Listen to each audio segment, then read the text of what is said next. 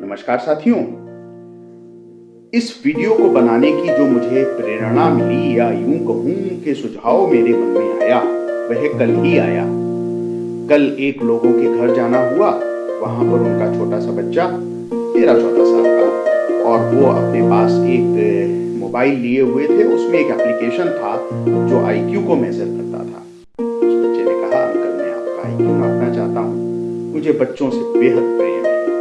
और मैंने कहा, हाँ बेटा, आप मेरा IQ नापिए। मेरा IQ 102 या 103 ऐसा ही कुछ निकला, जो लगभग औसत IQ की श्रेणी में आता है। उस बच्चे के माता पिता ने बताया, सर हमारे बच्चे का IQ इस एप्लीकेशन पर 140 या 42 निकलता है। ब्राइट बच्चा था, निश्चित रूप से मैं इससे इनकार नहीं करता, और ईश्वर उनको जिंदगी में बहुत सफलता दे, जीवन में बहुत आगे ले जाए। दूसरी बात, ये वीडियो मैं इस जलन के कारण नहीं बना रहा कि उस बच्चे का IQ 140 था और मेरा IQ महज 100 के आसपास था, जो कि एक औसत के श्रेणी में आता है। इस वीडियो को बनाने का मकसद दूसरा है। हम अपने बच्चे को परवरिश कैसे दे रहे हैं। IQ इंटेलिजेंट क्वोशिएंट, इसका ये मतलब हुआ कि हमारा चीजों को समझने का स्तर कैसा है। चीजों का मतलब लगभग आंकड़े। हम मैथमेटिक्स को कितना जल्दी सॉल्व करते हैं, हम साइंस को कितना जल्दी सॉल्व करते हैं, हमारी मेमोरी कितनी शार्प है।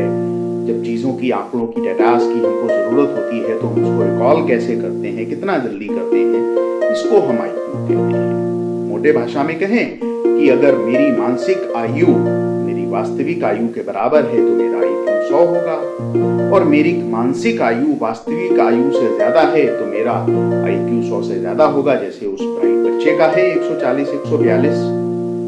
और अगर मेरी मानसिक आयु वास्तविक आयु से कम है तो मेरा IQ 100 से कम होगा। तो IQ केवल हमारे व्यक्तित्व का एक पैमाना तय करता है कि हम चीजों को कैसे समझते हैं। चीजों का मतलब आंकड़ों को कैसे समझते हैं, कितना जल्दी समझते हैं, कितना जल्दी उनको याद करते हैं, कितना जल्दी मेमोराइज करते हैं मैथ, साइंस, और कब उनको रिकॉल करना चाहिए, उस वक्त हम सही समय पे रिकॉल कर पाते हैं कि नहीं। लेकिन और भी क्वेश्चंस हैं जो बहुत इंपॉर्टेंट हैं। इसमें दूसरा जो क्वेश्चन आता है उसको हम लोग साथियों कहते हैं emotional question.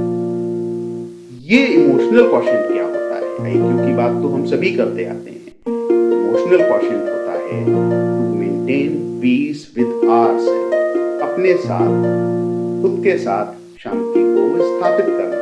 And when you are with peace with yourself, then you will maintain peace with others also. दूसरों के साथ शांति को स्थापित करना। Keep to time, समयबद्धता का पालन करना।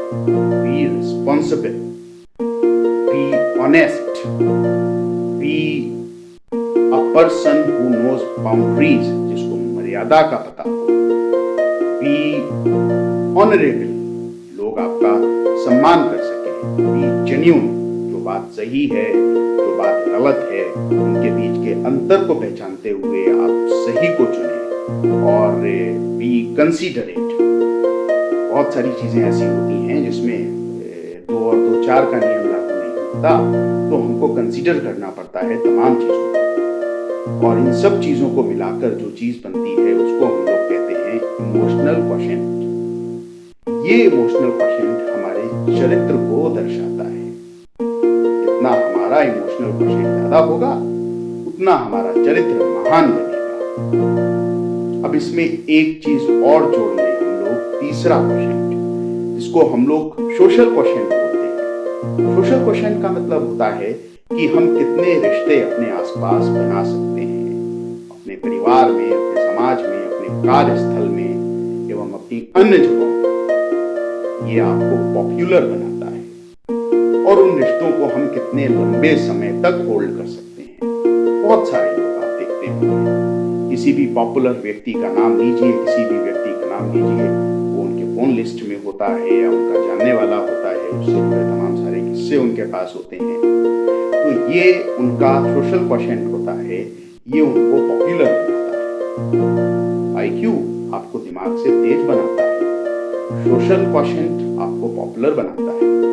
इमोशनल क्वोशिएंट आपके कैरेक्टर को एक बहुत ऊंचे स्तर पे ले जाता है। और अगर इमोशनल क्वोशिएंट और सोशल क्वोशिएंट को मिला दें, यानी चरित्र को और लोगों के साथ जुड़ने की क्षमता को, तो आपका व्यक्ति कैरिस्मेटिक बनता है, जो लोगों को चुंबकीय शक्ति से अपनी ओर आकर्षित करता है।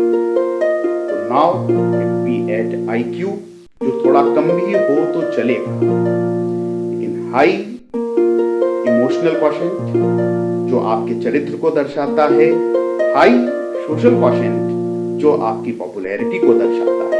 IQ थोड़ा कम भी हो तो भी चलेगा, तो आपका व्यक्तित्व कैरिस्मेटिक बनता है। अब एक चौथा क्वोशिएंट आता है जिसको कहते हैं एडवर्सिटी क्वोशिएंट।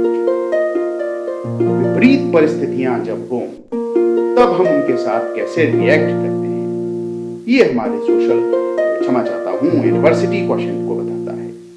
क्या उस विपरीत परिस्थिति में हम जिस रास्ते पे चल रहे हैं उसको छोड़ देते हैं?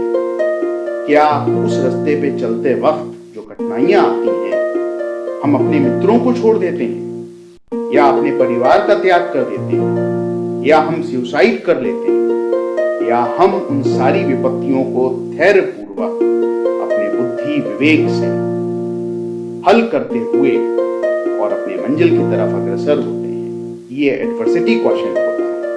और जब IQ, जो मध्यम भी हो सकता है, लेकिन अच्छा इमोशनल क्वोशिएंट, अच्छा सोशल क्वोशिएंट, अच्छा एडवर्सिटी क्वोशिएंट मिलते हैं, तो व्यक्ति महान बनता है।